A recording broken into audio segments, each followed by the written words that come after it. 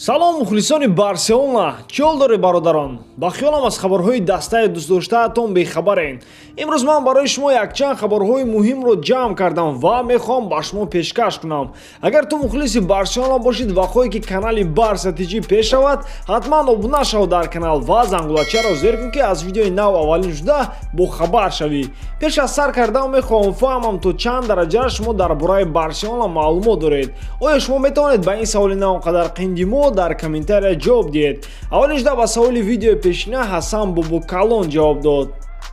Ползашиники Челси Педро шанси баргаштани худро ба Барселона баҳо дод. Агар Барселона маро даъват кунад, ман ҳамаи чизро мепартоям. Дар тобистон вақте ки мо ба Барса бозӣ доштем, буд ҳолате ки баъди суҳбат кардан бо тренер вариант пайдо шуд, аммо баъдан зуд ҳама хомӯш шуданд. Ҳозир ман намедонам ояндаи ман чӣ мешавад. Шартномаи ман бо Челси то охири ин сезон мебошад. Весхем намедонам, мебинем, аммо боварӣ дорам ки то ҳол мехоҳам бозӣ кунам ва аз футбол кайфият барам, гуфт Педро. Хотиррасон мекунам ки бозингари 32-солаи испанӣ дар Барселона аз соли 2005 то соли 2015 ҳунарнамоӣ кардааст ва тарбиятгари даста мебошад.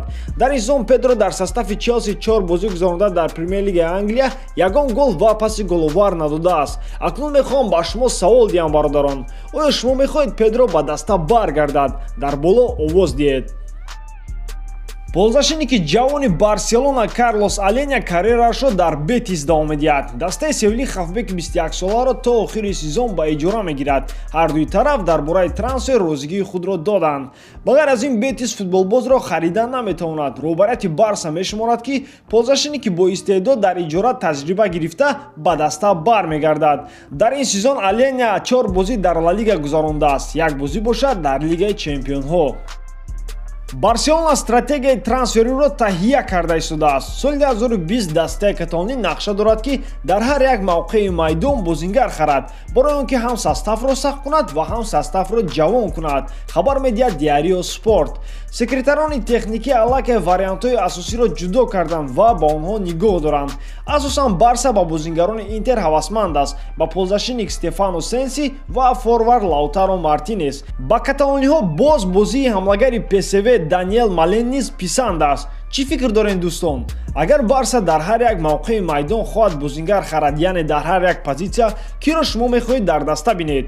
Вариантҳои худро дар комментария нависед, аммо бошад давом медиҳем. Ба хабари Рак Ван, Барселона ва Арсенал зимистон метавонанд бозингаронашонро иваз кунанд. Дастаи каталонӣ мехоҳад хафбеки немисӣ Месут Озилро аз Арсенал гирад ва бар ивази ӯ Иван Ракитишро ба он ҷо роӣ кунад, ки ӯ дар нақшаи Эрнесто Валверде намедарояд. Хабар аст ки Барса ба хафбеки миёнарави эҷодӣ ниёз дорад, то ба даста дар муваффақият дар Лигаи Чемпионҳо кӯмак расонад. Аз ин рӯ клуб диққати худро ба Озил равона кардааст. Ба хотир мерасонем ки роҳбарияти Барселона барои Эрнесто Валверде дар трансфери зимистона 75 миллион евро ҷудо кардааст. Дар ин сезон дар ҳисоби Озил дар 8 бозии Премер-лигаи Англия як паси головар аст. Дӯстон, акнун савол ба миён меояд. Оё шумо мехоҳед ки Озил ба дастаи каталонӣ биёяд ва ӯ метавонад бозии беҳтарини худро дар Барселона нишон диҳад? Ҳатман фикри худро дар комментария нависед. Форварди ПСЖ Неймар рӯзи панҷшанбе ба тӯи ҳамлагари Барселона Луис Суарес рафта буд. Чорабинӣ дар Уругвай гузашт. Дар он ҷо бозингари бразилӣ бо ҳамдастагони пешинаи худ Суарес ва Лионел Месси сурат гирифт. Пешакӣ хабар буд ки Барселона метавонад Неймарро тобистони соли 2020 баргардонад бо нархи 180 миллион евро. Ба ҳамин тамом дӯстон, Барселонаро дӯст доред ва канали Барса TG-ро дастгирӣ кунед. Дастгирии шумо пешравии мо. Бо шумо буд Муҳаммад Гаиров. Хай, дар паноҳи Аллоҳ.